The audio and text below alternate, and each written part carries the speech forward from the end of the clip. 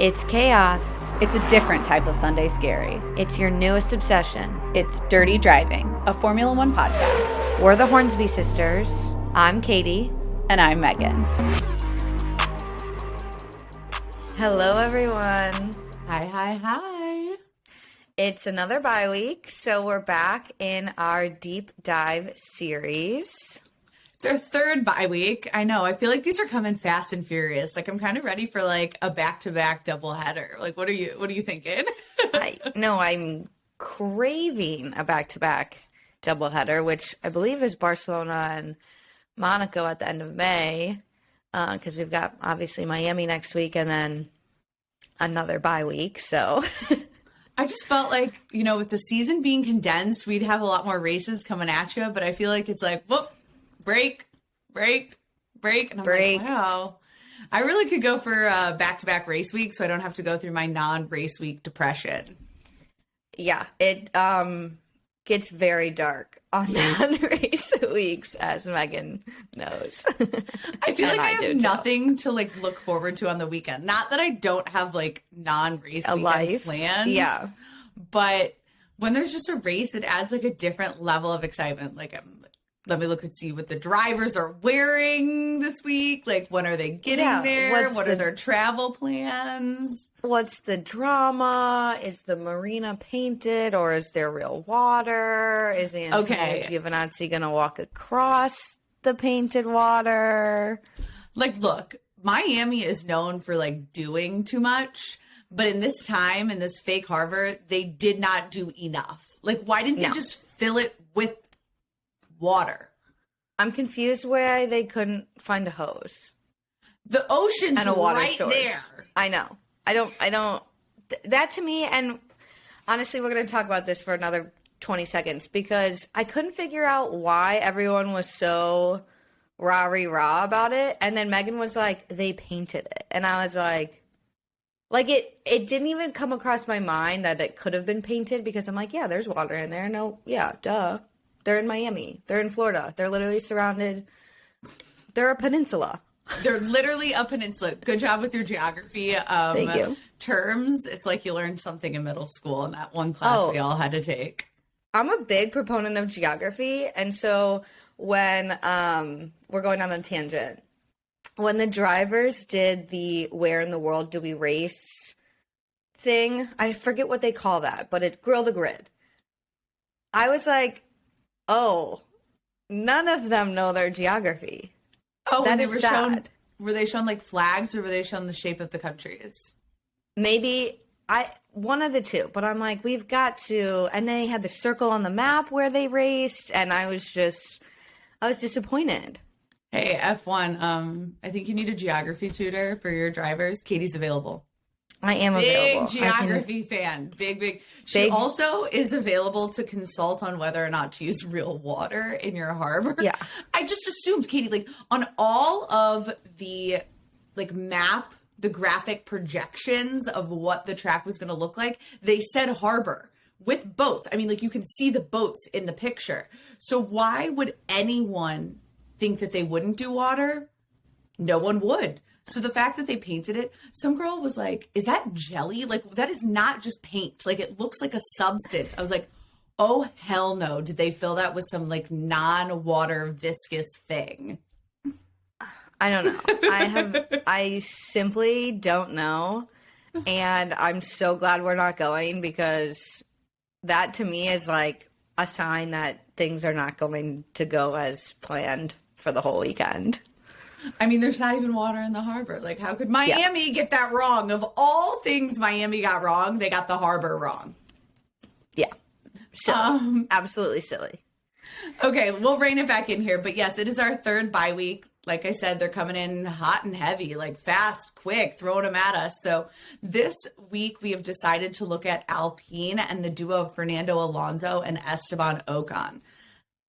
This was a hard one for both of us. We are not super big Alpine fans, which is weird because I was a big Renault fan. Maybe that was the Daniel Ricciardo effect. Maybe that was the Daniel Ricciardo effect. The Nico Hulkenberg effect. I'm not sure. Yeah. I do really respect Fernando Alonso, so it was interesting to actually learn more about the guy. Ocon, Yeah. I made Katie do him. I think we know our feelings about Ocon. We don't dislike him, but we dislike him. And I can't figure out what it is. Megan and I have talked about it. Like, is he too French? I hate to say that, but like, is he too French? I love the French too. I love Pierre. I love being in France. I love Paris. I love escargot. You name it. I love it. But Esteban Ocon rubs me the wrong way. But I did learn about him. I'm going to jump in, Megan, because I'm ready to talk about him. Okay, let's go. And I'm going to plug my mic in. I realized that he has worked very hard to get to where he is. His family sacrificed a lot for him growing up and in his karting days. And so I do have the respect for him as an F1 driver. I have that respect for him. I have that confidence in his abilities. I just respect him as someone who deserves to be in Formula One. But again, rubs me the wrong way. So let's jump into it. Esteban grew up participating in the French Karting World Series starting in 2006, which is not that long ago, but it actually is kind of that long ago.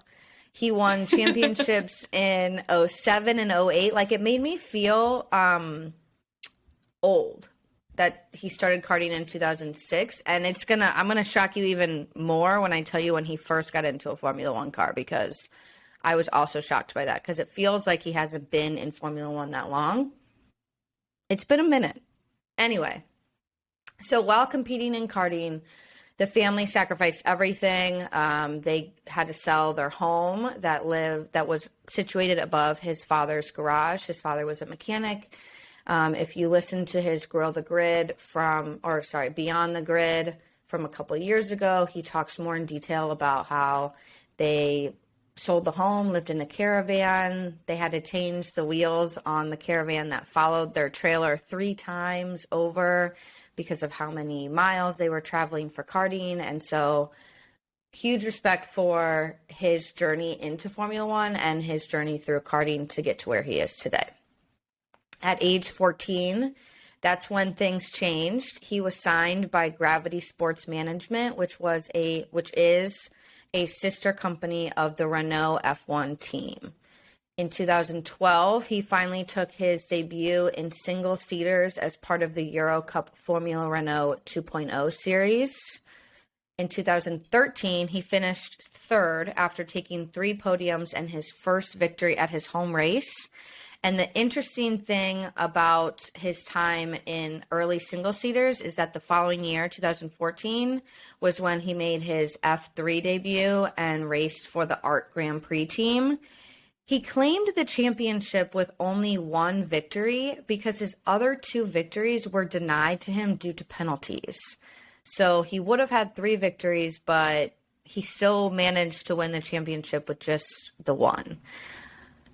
I'm going to have to go back and look at the points to see how they all boiled down that year, because, I mean, it also was a shorter season. I get that, but that's fascinating. I'm going to go back and look at the points because I'm just intrigued. I'm a points nerd.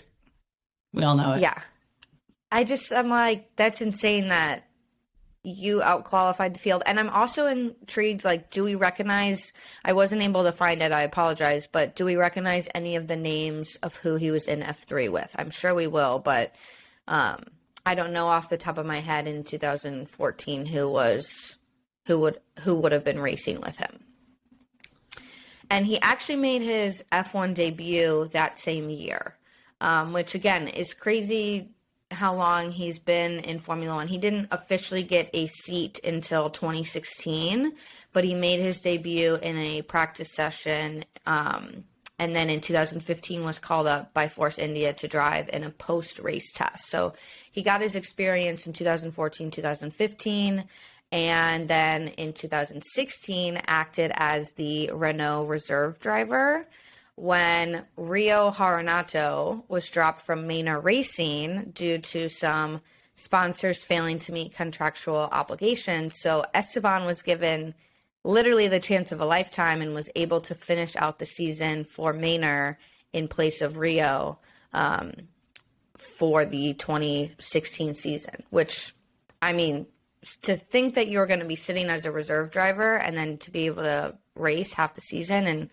prove what you have to then go on and the following year sign a multi-year contract with Mercedes, that was the turning point in his career for sure.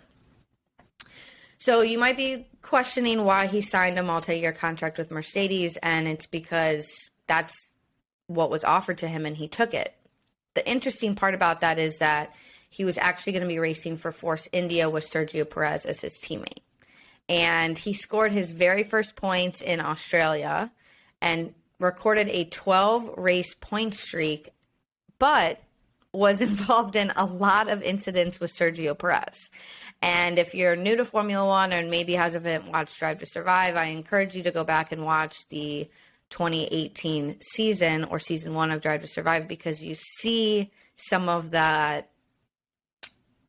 infringements between the two of those drivers. And we mentioned it at the beginning of this season when Esteban was having some trouble staying in line.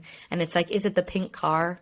Like, it was the Force India pink car, and then we had the BWT pink car at the beginning of this season. So there's something about Esteban in a pink car that gives him, you know, a little bit more confidence to maybe run into his teammate. Is that confidence, or is that just like, I don't think it's car, confidence. I'm just gonna go for what Maybe I it's want. competence. Incompetence. Incompetence. So 2018 was the year, if you recall, that Force India went into administration, and that's when Papa Stroll strolled in and saved the team. This was also the year that Max Verstappen and Esteban had their little tussle post-race. So it was after the Brazilian Grand Prix where Esteban Ocon ran into Max Verstappen trying to unlap himself, and they argued after the race. Max pushed Ocon. Please look this up if you have not seen it. It's quite interesting. You can see Ocon getting upset at him, and then Max had to serve 2 days of public service for making contact with Ocon, which, like, I couldn't talk about Esteban without bringing that up. Okay, so here's the deal. Like, this is going to turn into a Max Verstappen moment, so just prepare yourself. I normally don't laugh at, like, physical violence or, you know, a driver assaulting another driver. But, like, this is, like, the lamest confrontation ever. Like, Max Verstappen just shows up and is just like, shove.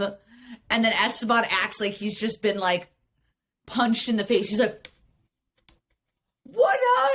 Yeah. I'm like, you literally got shoved. Like, I've seen kids on a playground go harder than that. Like, don't act like you've just been, like, thrown into the wall. Like, it was, granted, I don't support any forms of physical violence, but all I'm saying is that his reaction was not equal to the initial motion by Max. And that is a defense of Max Verstappen. Yeah, so for sure, go Google it, YouTube it if you have not seen it, because it's, like, always clipped into those Formula One edits of, like, diciest moments in Formula One history. So please it's not go even find that it dicey. and enjoy. It's not. It doesn't deserve to be in the edit. It should not be in there. There's no. Sorry. Canceled. Well, and that's kind of where it got a little dicey for Esteban. So it was revealed later that Ocon had signed an informal agreement to join Renault, but then was dropped due to the signing of Daniel Ricciardo. So we have Lance Stroll coming in to the team with his dad, Lawrence, buying him his seat. Sorry, didn't mean to say it like that. And so Ocon lost his seat because they wanted to keep Sergio Perez and Sergio's money, essentially. So Ocon would join Mercedes as their reserve driver for 2019. And he was apparently very close to replacing Valtteri Bottas, which think about that for a second. Think about the parallel universe we would be in if Valtteri had moved on and not moved on past Formula One, but moved on to a different team, and Esteban would have taken his seat next to Lewis Hamilton at Mercedes in 2019. I love Mercedes and I love Lewis Hamilton and I love Toto Wolff. Everyone knows that it's pretty fucking obvious. I'm aware. But I'd have to really, I think it's his driving style that I don't love. There's something about his driving style that I don't particularly love. I do respect his driving style, but I'm sorry. I'm going to need more behind the scenes knowledge about how close he was to replacing Valtteri, because I don't believe it. Yeah, I saw that and I fact checked it, but I mean, it's like all these informal rumors. You know, like it's the whispers that go around the paddock. Toto, I'm going to need some read receipts. Send me those emails.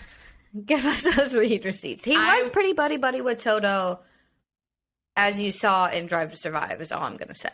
I mean, they're pretty close. They're very, very close. But Toto, I'm sorry. I don't believe it. I'm going to need the read receipts. This time, instead of Michael, I sent you an email. I'm going to need Megan. I sent you an email. Megan, I sent you an email.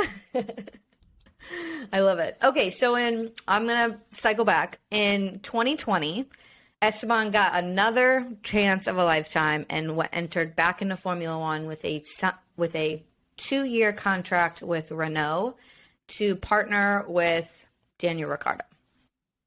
And then obviously we know Renault rebranded to Alpine in 2021, and that's when he started partnering with Fernando Alonso. He took his first ever win at the Hungaroring last year after we had the Valtteri bowling incident at the beginning of the race, if you recall, and actually ended the season in P11, scoring 74 of Alpine's 155 points. And then this year, he's showed some great consistency. He finished in the top 7 for the first 3 races of the season and will remain with Alpine until after the 2024 season. So he'll be with us for a while. He's been with us for a while. That totally went over my head of like, it feels like he's in this like younger group, but he's actually been there a while and is a veteran and has been racing with Sergio Perez since back in the Racing Point days and Force India days. Which kills me. Like, I do really put him in like the younger crowd, but he's just not. Like, he's just not part of the younger crowd at all. He's in the middle ground. He's right in the middle, right smack dab in the middle. He's like in the Kvyat, Daniel Ricciardo age group. Yep. Yeah. He's probably a little younger than Daniel. Yeah, he is in his later 20s. Yeah, I don't think he's 30 I'm not sure yet. Exactly. Yeah. Let me do quick. We're going to take it from someone who was in the middle of the age group to the grandpa on the grid. The daddy. Or as Katie likes to call him, the daddy of the grid. I mean, he honestly, is the daddy of the grid. He is. I prefer Daddy Kimmy. I'm not gonna lie. I thought Kimmy was a better daddy with the tattoo and the like, I'm not gonna talk and be an asshole kind of vibes. But Kimmy's totally not an asshole. Like, not at all. Sorry. Only to the press. Only to the press. I saw that video at the end of last year with Antonio Giovinazzi. Proves my point. Will prove my point. He is literally a like Oreo. Like, the cookies might crumble or might be hard, but like, he's just the double cream in the middle of the Oreo, like just mush for his kids. And that's kind of how I think Fernando Alonso might be, honestly, but he's just not as great of a grandpa on the grid, which I loosely call him a grandpa on the grid because he will be 41 at the end of this year. So like, not actually that old, but like a grandpa in terms of Formula One years. I would prefer if we call him granddaddy of the grid, Katie, and we call like Lewis Hamilton the daddy of the grid. Or like Checo. Checo's literally a father. I will contemplate on that and get back to you.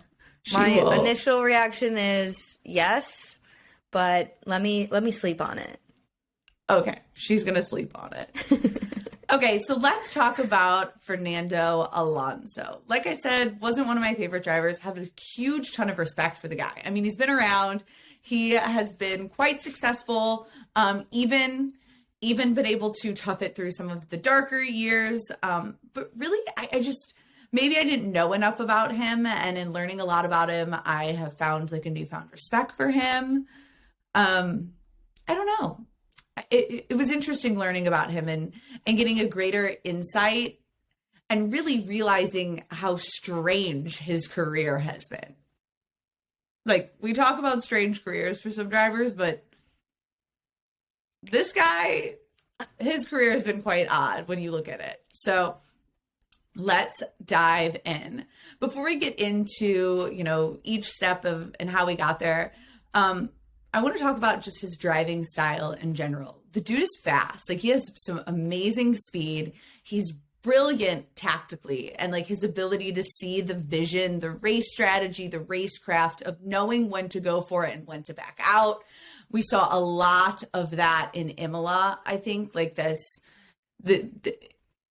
that understanding of when to push and when not to push, like outside of being told by his race engineer, he knows when to go for it and he knows when to not go for it. And I think that truthfully comes from how long he's been in the sport and the fact that he's been in the sport with different eras. He's here now. He was in the hybrid era and he was here long before that. He started in 2001, actually. So I just think it's that little bit of veteran status that has cooled him down, given him composure, and really given him a greater sense for like the end goal and not taking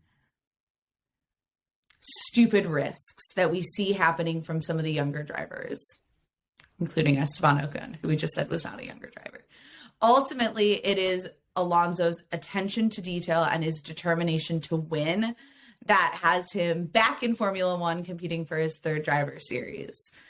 I think a big note about Alonso is that he can salvage a strong result regardless of his qualifying position or his grid position if he's been dropped because of penalties. In his career, he has 22 poles and he has 97 podiums. So he's not always starting in first. And I guess this kind of correlation doesn't really look at where he's starting in terms of all of qualifying, but I think it is something to note here that he's only been on pole 22 times, but has been on podium 97 times. He can salvage a rough Saturday if he needs to and when he needs to. Overall in his career, he at one point held the record for being the youngest pole sitter, the youngest race winner, the youngest world champion, and the youngest double world champion. We know that those would be shattered by Sebastian Vettel. And then ultimately would be shattered by Max. Some of them would be shattered by Max Verstappen. He has yet to be able to get that third title, which is why he came back to Formula One after his 2 years away. During those 2 years away, he actually won the Le Mans 24-hour race two times. And he had already won the Monaco Grand Prix, so and he had tried to go for the Indy 500. So he is working for that Triple Crown. I think it would be really cool to see someone win the Triple Crown. So, yeah, Alonso, get to it, because I would like to be entertained in my lifetime. Please?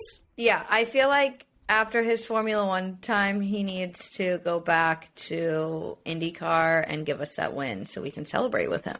Katie, he's not leaving Formula One for anytime soon. He just announced that he's going to stick around for 2 or 3 more years. And then he's going to go be the great granddaddy of IndyCar. Right. Plenty of time for us to become friends so that we're invited to the party once he makes the Triple Crown. And there we go. That's it. Katie's working a scheme. Always working a scheme. Okay. Always working a scheme. So when did Fernando Alonso get his start in racing? From everything that I have read, he actually got his karting start behind the wheel of his sister's kart, which I think is so fucking cool. Like, that was my sister's, and I was like, I can do it too. But more importantly, the sister was into it first. Love that. And I had to bring it up. He actually started karting in his first series was in 1988, and he actually won all of the races that year. So not only did he steal his sister's kart, but then he like stole all the races, which is funny to me. And then in 1996, he actually won the Junior World Championship, which is where F1 driver Adrian Campos saw him at the Marlboro Masters. So he saw him win in a lot. So, wow, I did not. Let me go back and clarify.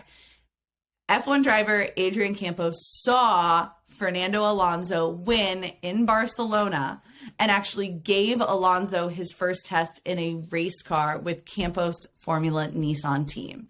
So it was all because he was seen by an F1 driver that he was actually able to get an opportunity to race in a single seater. So flash forward to 2001, he gets his start in Formula One. He starts with Minardi F1. Then in 2003, he actually moves on to Mild 7 Renault F1 team. He's there with Renault until 2006. Here he gets in 2003, but with Renault, he gets his first pole position in Malaysia. In 2003, his first Grand Prix win in Hungary, which I think is crazy that both of them, that Esteban Ocon and Fernando Alonso, both got their first win and are both Alpine Renault drivers. I don't know. I thought that was kind of a cool thing. Maybe they bonded over it. Maybe they didn't. I don't know. If not, they should bond over it. And then in 2005 and 2006, he won the World Drivers' Championships with Renault. After that, he made a Daniel Ricciardo-like career move before Daniel Ricciardo was even in Formula One. And he actually took a contract with Vodafone McLaren Mercedes. And that was the year of Spygate, the year of the shit show. In 2007, he was tied in P3 for the drivers' competition with Hamilton. He was 1 point behind Kimi Räikkönen. And really, his issue with McLaren this year was that the team chose to back rookie Lewis Hamilton over him. He was very, very vocal about the fact that he was unhappy that the team thought that it was going to be Hamilton to ultimately take the championship. And Alonso didn't like it. And so after a year and a really bad split, I mean, a split that led, this was not just like a mild incident in the team. Like the team was split 50-50. The garages didn't speak to each other. The drivers didn't speak to each other. Alonso was slinging mud in the news. Everybody was slinging mud in the press, which was much less than it is now. So just imagine the tweets back then. Imagine the Fernando Alonso, Lewis Hamilton Twitter fights instead of the Max Verstappen, Lewis Hamilton Twitter fights, if it existed in 2007. But needless to say, after a year, he returned back to Renault. This time, Renault was named the ING Renault F1 team and essentially got to hang out in Renault, stay in Formula One, stay active, but he knew that he wasn't going to be there long term. It was pretty clear he was looking for a faster, better car to go for that third driver's title. He would get the opportunity in 2010 with Ferrari, and that was the year that he was almost able to win the World Drivers' Championship. He wouldn't. I mean, we already know that. And then would ultimately stay at Ferrari until 2014. But 2010, his first year there, was the best opportunity, or was the best chance that he had. He wasn't able to make it come to fruition, but he would stick it out with Ferrari until 2014, still hoping for it. Ultimately, in at the end of 2014, he would get the McLaren contract and would make the move back to McLaren, which after how miserable it was the first time, I know it was a completely different team. Many years had gone by. He had probably come to terms. Lewis Hamilton wasn't there anymore. He was at Mercedes, but still to go back to the team that he just fucking hated and had a most miserable year, I think was interesting. But still, again, it was that drive to be in a car that was going to allow him to be successful and get that third driver's championship. So he would be at McLaren until 2018, which at the end of 2018, he would retire. In one of my favorite favorite moments in Formula One, non-racing history, was the doing donuts in Abu Dhabi in 2018 to say goodbye to Fernando Alonso. Like I said, 2 years not in Formula One. He would be doing the Le Mans, which he won twice. He'd be in IndyCar. He never actually won it.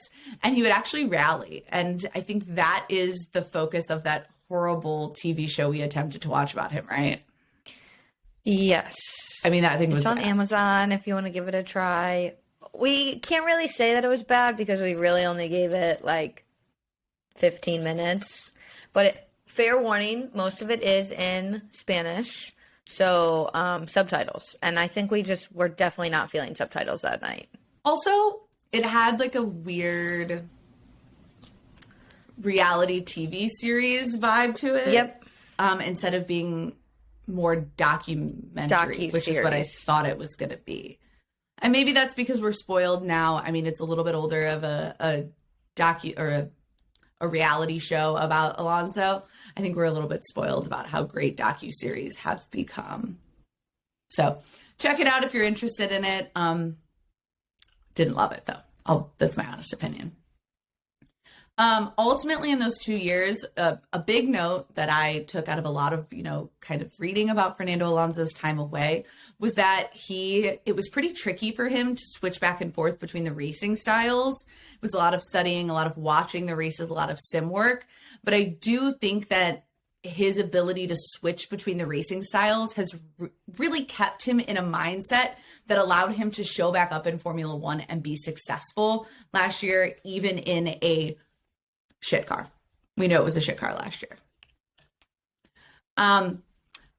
Then he would make his triumphant return in 2021 back to the team that he viewed as family, Renault, that he had started his career out, that he had found great success with in the early noughts, and he would be back, this time branded under the sports car version of Renault Alpine. However, his season prep was actually set back due to a cycling incident. So him showing up on the grid and being successful early in the season was definitely hampered by his lack of practice and adjustment back into it early in the season. His shining moment last year would be his P3 in Qatar. He went 7 years without a damn podium. He went 105 races, and let me tell you, it was a moment to celebrate. I was going wild. Katie was going wild. We were like, holy shit, Granddaddy Alonso's on the podium. It was really cool to watch, and just the way he mirrored his previous podiums with handing the champagne down to the team and making sure that the team really felt celebrated as well. I mean, great sportsmanship, great moment. Definitely a highlight of last season for sure. Oh, 100% a highlight of last season. And I did love that it was a moment where all Formula One fans could celebrate, because I feel like often there's not a moment where everyone really rallies behind a driver and is like, that was awesome to see. And it was really awesome to see Alonso back on the podium. It wasn't a victory. Honestly, knock on wood, I'm kind of feeling an Alonso podium. I'm not an Alonso victory this year. Sorry, I misspoke there. Finally, the other big moment that people will say is a standout moment from 2021 is the strange, what do we call this? The strange, I know where you're going. Phenomena. It's the catchphrase, the I don't fully understand it. I understand it, but I don't fully get it, I guess is a better way of putting it. But it's a phenomena supporting the Alonso's aim to become like a regular challenger for race wins. It's called El Plan. Unfortunately, this year has seen a little bit of El Pain. We saw that in Melbourne for Fernando Alonso. But essentially, it's the like goal or his ambition, or it's become his like ambition to see Alpine become competitively successful and really allow them to be able to be like race-wise competitive, challenging for race victories. And the end of this year and hopefully into the next coming years, because he's not going anywhere. Recently, he announced he's sticking around for 2 or 3 more years. So we're not done with him yet. No, we are not. And I'm not upset about that at all. No, not upset at all. I need to see this L plan come to completion.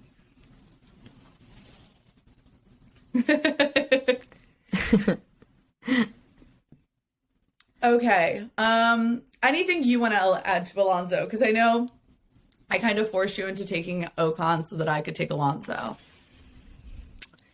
I mean, I think you did a great job covering Alonso. There's a lot to his history. There's a lot to his name. I personally love the L plan. I don't know why, but I just think it's so catchy and it works for him. And last year at the end of the season, they put it on the rear wing, and I just felt like that was the perfect celebration to a year where he got a podium. And I think my highlight of last season, though, was the Secret Santa. It's an off-track moment, but the Secret Santa gift to Daniel Ricciardo, which were the tattoos of Fernando Alonso's face that Daniel I do love that. Put on his arm. Yeah. I do think that was... Oh, sorry. I think it just... No, sorry. I think it just, like, spoke to his personality and his character that I feel like we don't often always get to see their personality and their character and who they are during the season because we're so focused on the racing, and then we deal with the drama that comes with racing. So I don't know. It's just like a wholesome moment that made me appreciate who Fernando Alonso is as a person, because, and it's just as little as gifting Daniel some temporary tattoos. What's interesting, and this you mentioned it, so I'm going to talk about it a little bit, is that in a couple of the things I read about Fernando Alonso is that he definitely has like two personas, which I think a lot of the drivers do. They have this public image that is, I mean, for me, Alonso was, tough. He's tough. He's very like composed, focused on racing. He doesn't have so much of the like laugh factor, that some of the other drivers have in interviews. I mean, he has funny moments, but you very rarely see him in like a top press conference moment. His press conferences aren't very like witty, or like there's not really anything like memeable from them. They're just very straightforward to the point. He's very hyper focused on driving, hyper focused on success, and I really truthfully appreciate that. But a couple of the articles and people talking about Alonso said that he definitely has like this public image, and he has this completely different personal kind of character that I think you're right that the tattoos kind of showcased on him. Okay. Yeah, definitely a wholesome moment. I loved it. Okay. Are we ready to get into a little bit of the Alpine history? Let's dive in. Okay, so Katie and I decided, I don't really know if we decided, we just kind of did it. Alpine has only been the name of the team for 2 years. And for me, when Alpine took over as the name of the team, I didn't even know that Alpine was a car company or a subsidiary of Renault that made cars under the name Alpine Renault. And so I feel like that might be a little bit of an American thing, is that's not a car brand that anybody is familiar with, correct? Do you think any of your friends know it? No, honestly. I think if you're not a Formula One fan, and sometimes even if you are a Formula One fan, like Megan and myself, you don't know. And so I liked that. I like where we're about to focus on in terms of Alpine's history. So we've decided, instead of going through the long and lengthy history all about, we could go through it, but that would, do you guys have 4 days that you want to listen to me and Katie talk about the history of a team? No. So we're extracting like little bits of history that we think are interesting, moments that people probably don't know. So for this episode for Alpine, I wanted to look at actually the start of Alpine cars and their history, their tie into motorsport, because it's really fascinating. And I feel like people don't do it justice enough. And maybe this is a little bit of my like nostalgia about the beginnings of motorsport. You know, I kind of got into my feels about Enzo Ferrari. So I decided to get into my feels a little bit about Jean Ridley, I think is the correct French pronunciation. So I'm going to really work hard on making sure I pronounce it correctly. It's Ridley. So Alpine, as we know it, is now a car company. It makes cars under the name Alpine Renault nowadays, but it was actually founded by a guy under the name of Jean Ridley, who was actually the son of a Renault dealer. Interesting to note, I think. And he was actually his father, Ridley's father, was actually hired by Louis Renault himself. So he was very close to the beginnings of Renault cars. After Jean Ridley attended school, he actually sent a work placement report on the general strategy of Renault and the Renault dealership in Dieppe, France, to the CEO, Pierre Dreyfus. So that would literally be like, oh, I just graduated. Let me send this like report about, you know, all the things you're doing right and wrong to like, I don't know. To Total Wolf. To the head of Aston Martin, to the head of Ford. I don't know. And Pierre Dreyfus was actually so impressed by the ideas of Jean Ridley that he appointed him the Renault dealer in Dieppe to follow in his father's footsteps. So that blew me away, like absolutely away. So at the age of 24 years old, he becomes the youngest car dealer in France. I'm sorry, at 24, no chance in hell I would be owning a car dealership. I barely knew how to do my taxes at 24. Shout out to Roger. Shout out to Raj Podge for that one. You're welcome. I'm taking you to the Canadian Grand Prix to thank you. In 1950, we are taking him to the Canadian Grand Prix. We are taking him to the Canadian Grand Prix. Okay, back to the history. In 1950, he threw himself into motorsport. And in what is a little Enzo Ferrari-like in his belief, Ridley believed that racing is the best way to test production cars and victory is the best sales tool. Can't say I doubt him there. Can't say I can fault him for that. Makes a whole lot of fucking sense, especially back then when it was racing that was in the news, in the newspapers, and seeing a car brand in the racing papers obviously enticed people to go out and actually purchase a car with that brand. Hell, I can still see it now. We have some inklings that Audi and Porsche might be coming into Formula One, and now I'm over here like, should I buy an Audi? Don't have the money, but I got to figure it out. I mean, I can't afford a Ferrari, sorry, or a McLaren, so I got to go with what I can afford. For his first year of racing, he chose to use the brand new Renault 4CV as the vehicle for his competitive activities. On July 24th in 1950, he entered the first Rallye de Dieppe. He won that race, and it grabbed the attention of the press and Renault's management, who suggested that he entered the 21st Rallye Monte Carlo in 1951 in a 1063, which is actually the special racing version of the Renault 4CV. He would enter that race, the 21st Rallye Monte Carlo, and he would actually finish fourth. The race that really grabbed his heart and his attention is the Mille Millau, which he and his co-pilot Louis Pons participated in. The Mille Millau is a 150-kilometer race. It's contested over the open roads between Brescia and Rome and back. So it goes from Brescia to Rome and then Rome to Brescia in Italy. And I do love that we've actually been to Brescia. And so in my mind, I can like kind of picture those open roads. And let me tell you, I wouldn't be racing a car on them today, and I sure as hell would not be racing a car back then on those roads. No. He and his co-pilot would win their class, and they would actually go on to break every record.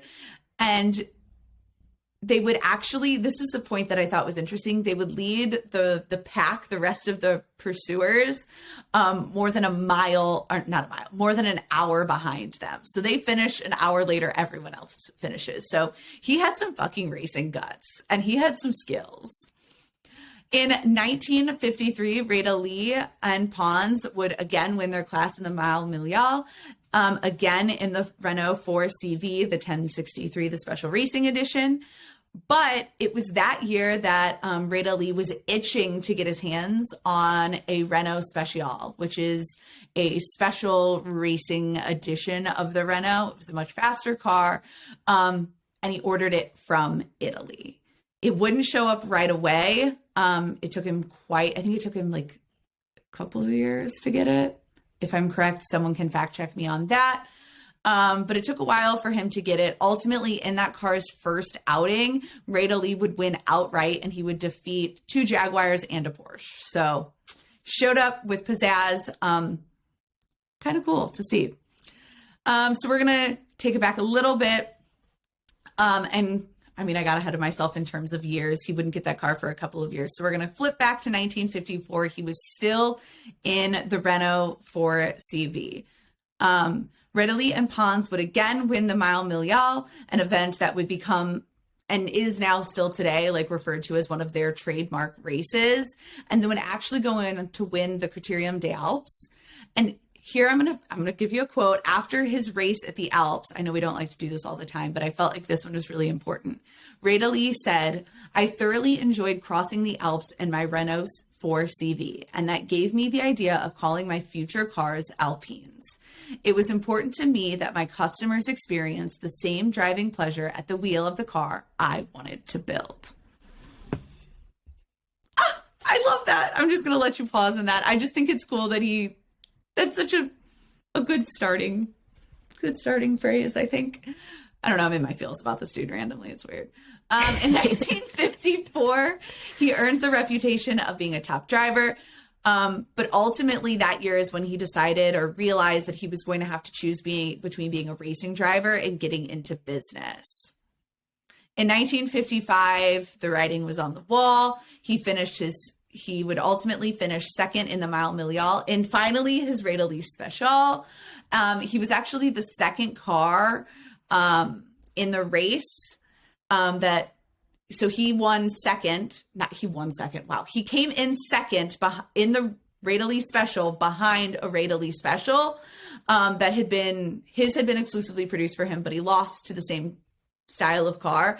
And that's when he kind of realized that he was ready to start his own brand. He was like, clearly, I know what I'm talking about. I found this car, the Reda Lee Special. I've ordered it. It's a successful car. I just lost to the damn car in the car.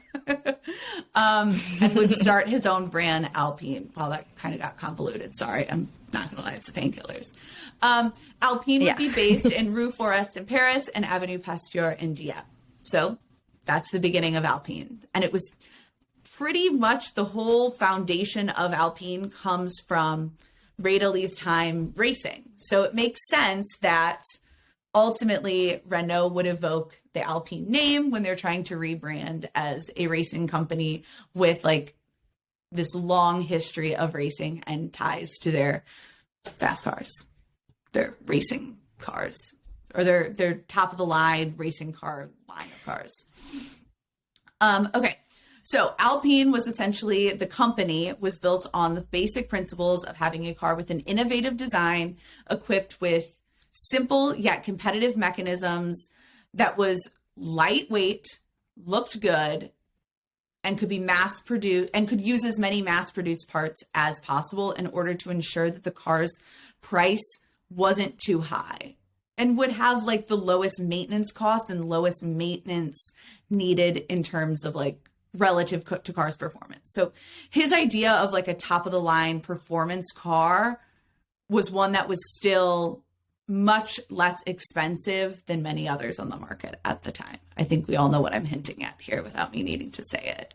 Additionally, he also wanted to boost his company's domestic activities by having international licenses. So from the beginning, he knew that he was going to offset his domestic costs by marketing internationally and really trying to get the car out there internationally. Therefore, the limited liability company, the LLC, Société des Automobiles Alpines, was essentially founded. Their official founding date is June 25th, 1955. Jean Radely himself presented 3 A106 coaches. The A stands for Alpine, and the 106 relates to the reference number of the 106 of the Renault 4 CV that he actually used as like his base car for parts, because he was going to use as many mass-produced car parts from Renault as possible.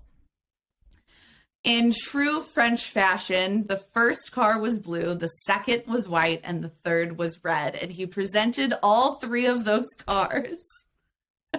I'm sorry. Just imagine that image of those 3 cars pulling up to the October 6, 1955 42nd Paris Motor Show, where Jean Radely actually officially launched the brands and showcased the cars. So he wanted their first sets of cars to essentially look like a French car waving the like colors of the flag on all the roads, which I do love. The French's love of their flag and their colors and their patriotism.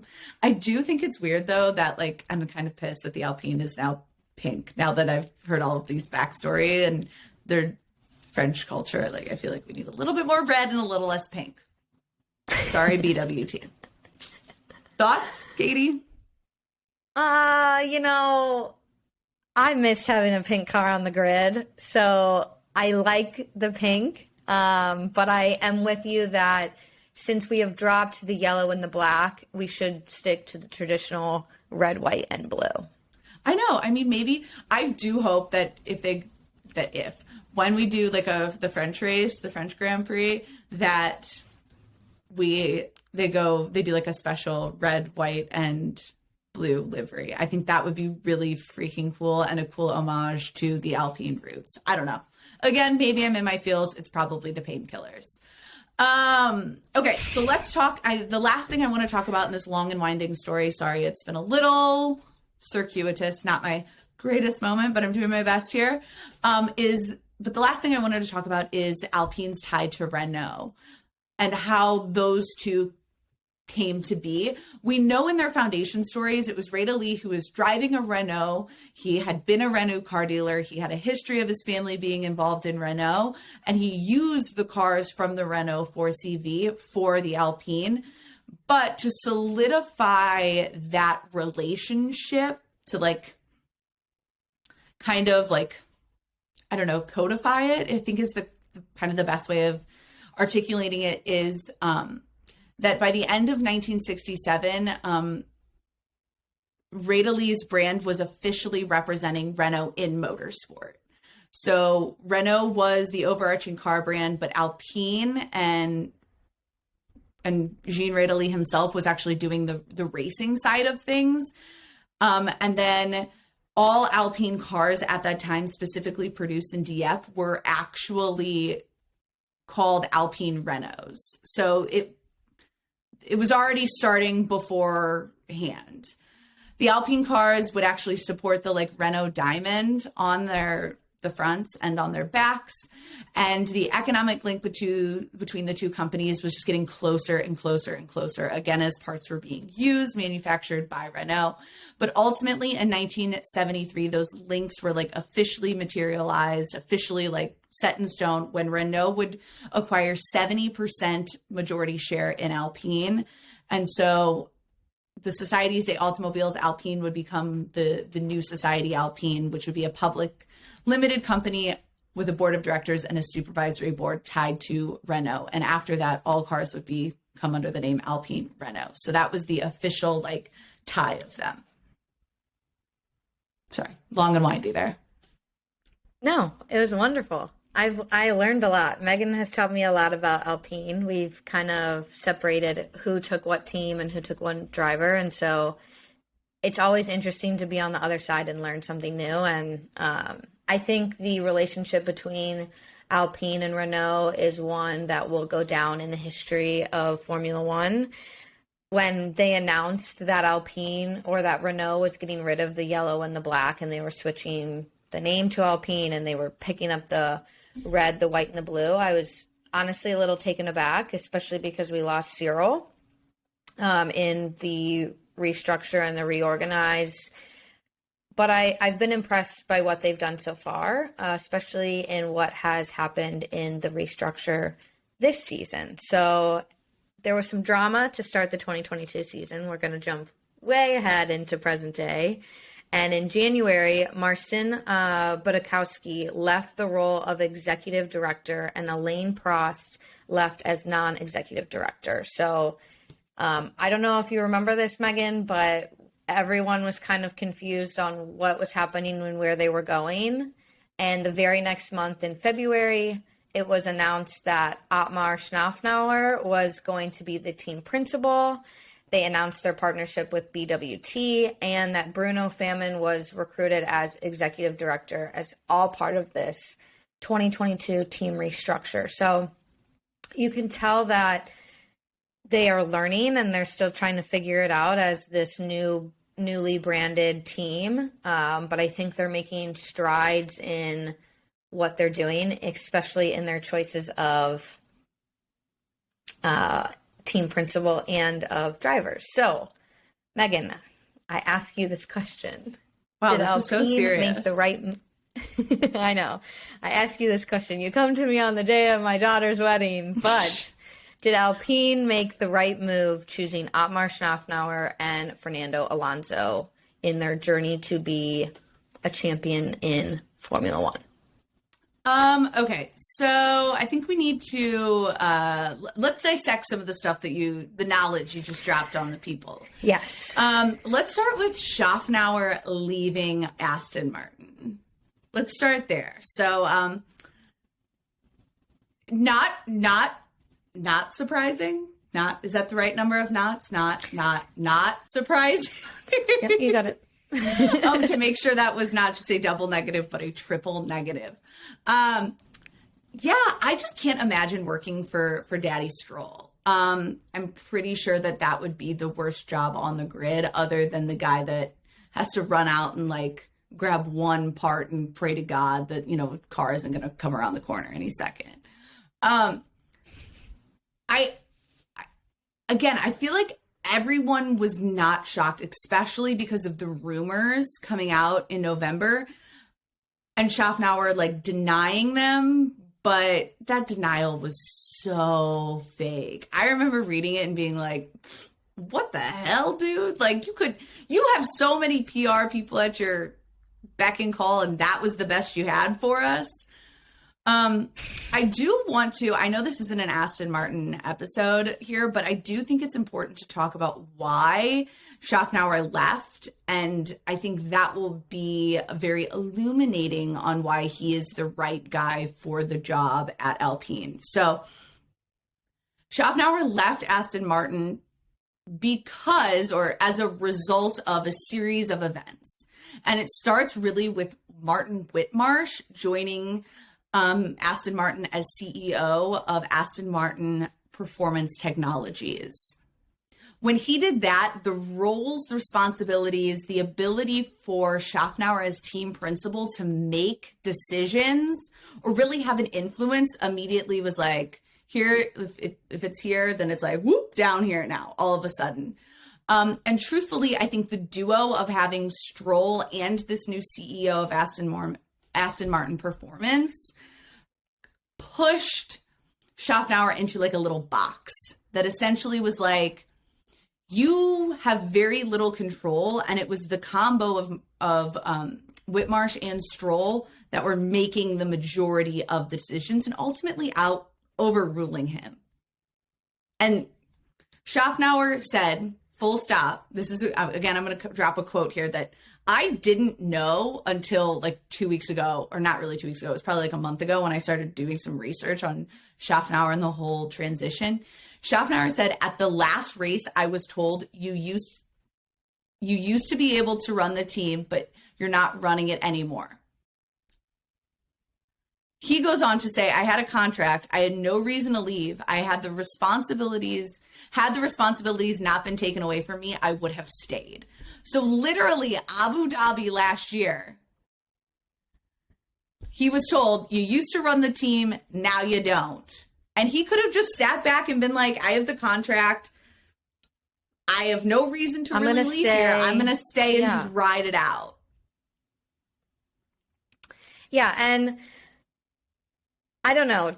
For me, a man as Otmar, who has had years and years and years of experience in Formula One, I would have done, if I was in his position, I would have done the same thing. Like, you're taking all my responsibilities away. You're taking my decision-making abilities away. You're taking away the ability of being a team principal. Why would I want to stay when I could go and be a team principal in my own light at another team that will respect me in that role? Literally, with those responsibilities. Exactly right there. He could go to a team that respected his experience and wanted his voice, which is exactly how he was enticed by Alpine. Alpine literally have gone on record, have made it very, very fucking clear. Laurent Rossi made it clear that they were looking for someone with experience in F1 that had proven success at taking a team from where they were at. It wasn't terrible. Like, Cyril didn't leave the team in utter disrepair, but taking a team that wasn't as competitive as management wanted it to be and making it competitive. And so they found that in Szafnauer. They were literally like, you have the experience, you have the knowledge. Katie, literally, let me drop down on his history and his resume. That Stroll and Whitmarsh were like, you don't really have to do anything. You used to run the team, now you don't. They literally said, forget your thoughts, we're going with someone else. But it's not like Szafnauer didn't have the knowledge. He entered F1 as a British American Racing Operations Director in 1998. So he's been around for 24 years. 24. I was born in 1998, so she should know that. Shit, you were. Oops, my bad. Blame it on the drugs. Legally prescribed to me. Then he became Honda's vice president of F1, of their F1 program. Then from 2009 to 2020, he was part of, or 2019, before they became Aston Martin, whatever. He was in charge of, he was the team principal for Force India and Racing Point. He literally carried them through administration. He was a key role in their upward path in the constructors from nothing, from last to fourth on a limited budget. So he has the ability to do this shit on a limited budget going into a cost cap situation. And he played a key role in the long-term agreement to use Mercedes powertrains from 2015 onward, or 2014 onward. And he had previously worked with Ocon. So Alpine was like, yes, we want you and you can come here. Yeah. I'd also like to throw this out there that by carrying the Racing Point Force India team through administration, not one job was lost. Yeah. Not one job was lost. They kept everyone, and that is thanks to Otmar. So I read that and I just felt like that is a man that you want on your team. You do. And to me, it seems like a really fucking stupid move by Aston Martin to say, you have gotten us so far.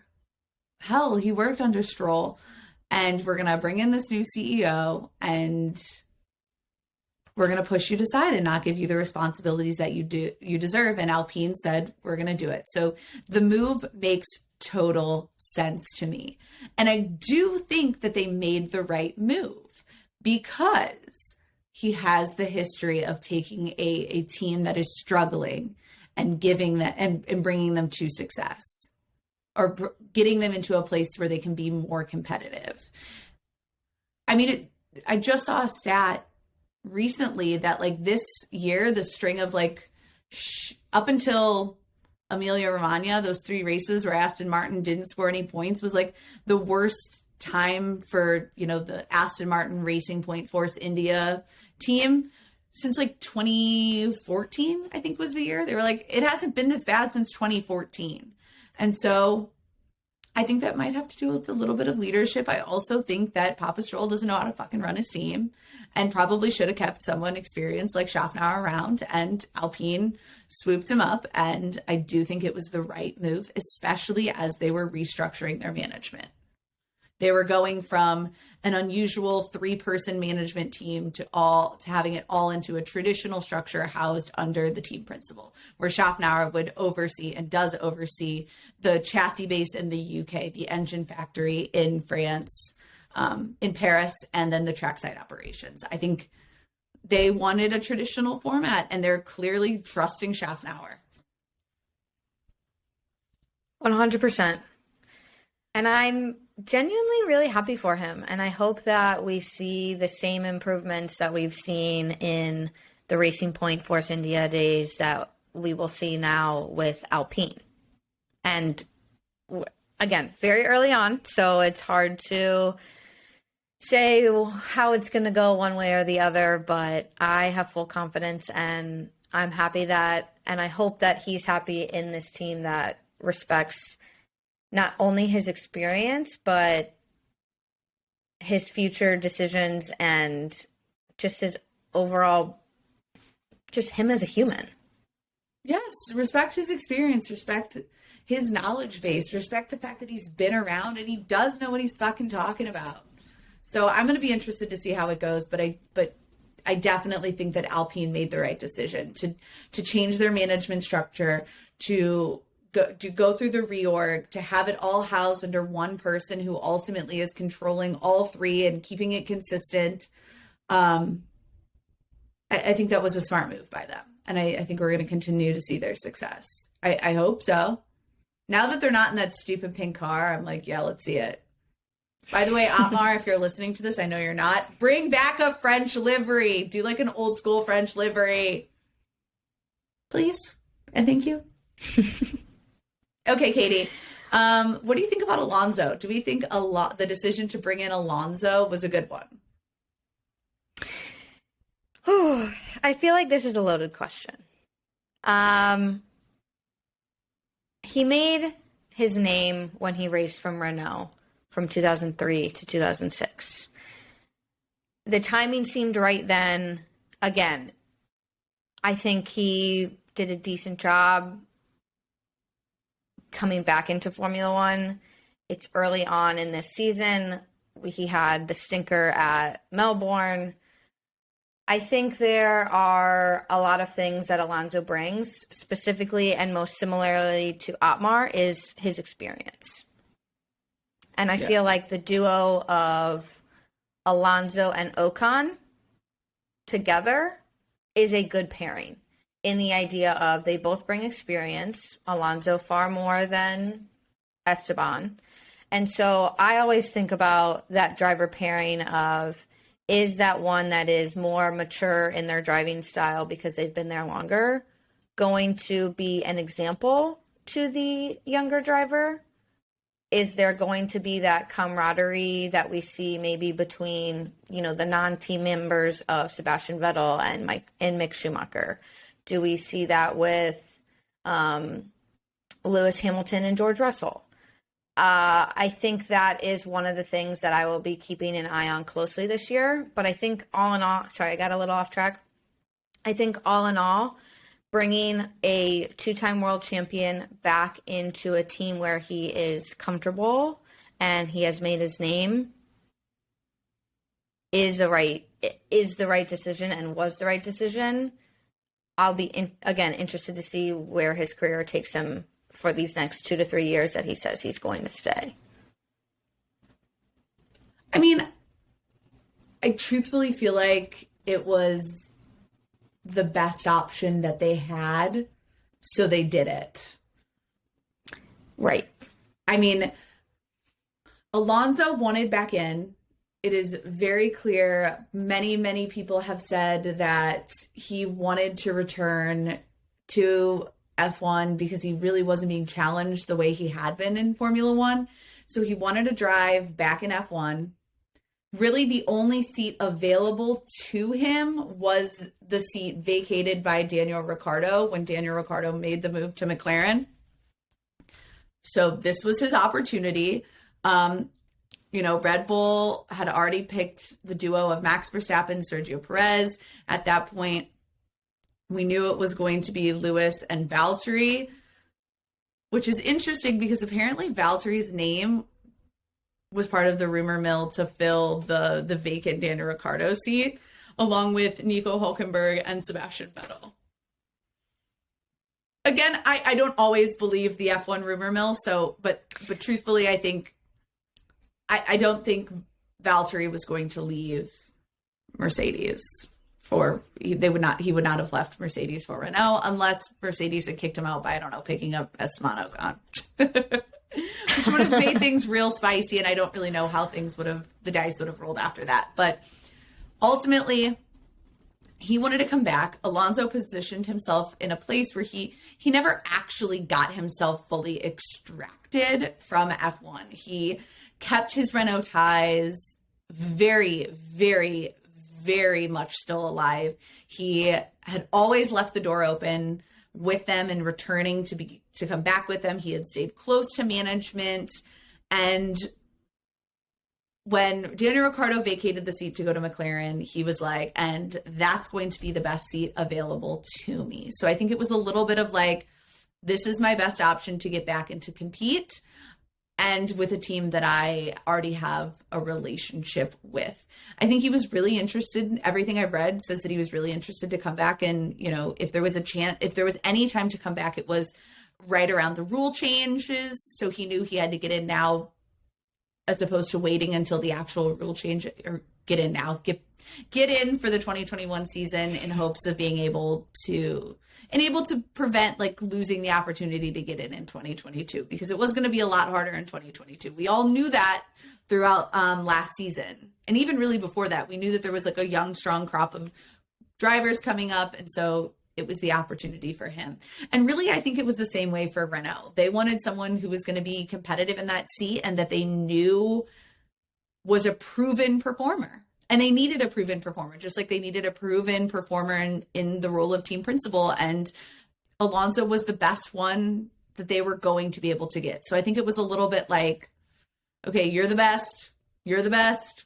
Okay, let's team up. And it just so works out that they have that relationship going back. And I don't know. To me, it does feel like it was ultimately a good decision. It was the best decision that they could make. I do think that at the time of Daniel Ricciardo leaving, Renault was like, holy shit. Like Daniel Ricciardo, Cyril made it very clear, and it is so obvious in Drive to Survive, that courting Daniel Ricciardo away from Red Bull was like the triumph of his F1 career. Like being able to poach him from a top team and bring him to Renault was a big deal. And so for him to be there for 2 years, 2019 to be a shitter year, 2020 to be a little bit better. We know that Cyril lost the bet. He got the tattoo. Daniel Ricciardo got a podium. Renault was positioning themselves on the up and up. They were moving in the right direction, but losing Ricciardo was not a ringing endorsement. In fact, I think it was a big morale loss. It was for the team, for Cyril, everything. And so bringing in another big name had to be done to kind of resurrect, and it was Alonso. So I don't know if I answered that question. I think I kind of skirted it. No, I think we've covered it. I mean, he is a legend in Formula One, and he deserves to be on a team where legends maybe can be made. I don't know. That might have been a bold statement that I just said, but I think we have a growing year ahead of us for Alpine, a building year ahead of us. But by the end of this year, we could see true triumph from this team. I would love to see them challenging. I mean, they already are really kind of pushing McLaren to be the best of the rest.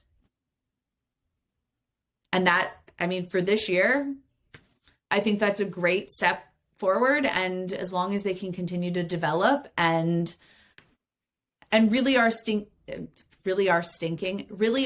thinking about what happens for and planning for 2 or 3 years down the line when Alonso does leave. Yeah, it'll definitely be interesting to see who they pick up then. I could see them going for a completely new talent driver or one of the daddies of the grid. I could see both. Okay, so Katie, why be a fan? Why should we fangirl over Alpine? Should we fangirl over Alpine? I think we've proven that we should. We should. My number one answer, Daddy Fernando Alonso. I'm sorry if you're upset with that, but he's got the legacy, he's got the championships, he's got the looks. I'll call him the granddaddy. He's got the age. He's aged like fine wine. When I was making our reel about him, I was enamored at, how he looked when he was younger, the same floppy hair, and like how he looks now. One could compare him to a Leonardo DiCaprio. One could compare him to a George Clooney in the idea that he has gotten better with age. Okay, you recovered there. I was like, whoa. She was worried. She was giving me the look. Where is she was going? Giving me the look. If you're watching, you saw my look there of pure like, oh God, what bold statement is she about to make here that I am gonna be like, on? Okay, I'm gonna go next. I'm gonna say that they are a French team. They do have a French driver. And I think that is a reason to support. They are very, very patriotic. They're owned by Group Renault. They do love their French heritage. And honestly, their origin story is kind of cool. The Alpine origin story is not just kind of cool. It is really freaking cool. And I do love I do love their history. I do love it all. Oh my God, Katie, there is a spider on my computer. Oh, you got it? I don't know. Okay, keep going. I'm just going to pick my feet off the ground. Okay. God, this is just not my week. Yeah, we have not mentioned this the whole episode, so I'm just going to take this moment to say this, but Megan got emergency hand surgery, and there's her finger if you're watching the video on YouTube, which if you don't know, you can watch us on YouTube. But she has done a wonderful job in recovering, and so we apologize that the episode was a little late today, but, sometimes emergency surgery comes first. I feel like I get a pass on this one. I had emergency surgery, and now I'm being tormented by a spider.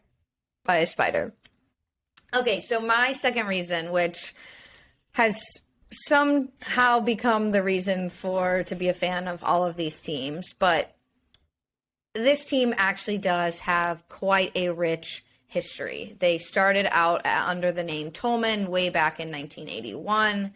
They were purchased by Benetton in 1986, and they had 2 championships with Michael Schumacher. So before Renault came in and purchased the team itself is often referred to as Team Enstone, and it's got history. It does. And that might be our cop-out answer to every single team, maybe not all of them, but you have to be a fan in the idea of appreciating where the team came from and what the team has gone through and the hands that it has changed as it has grown into what it is today.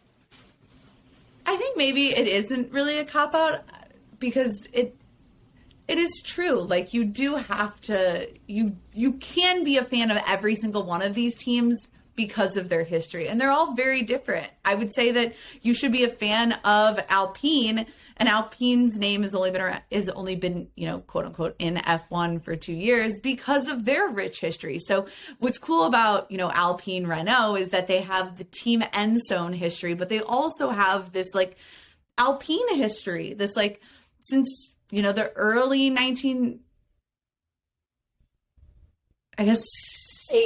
80s. Well, 1981. What do you mean?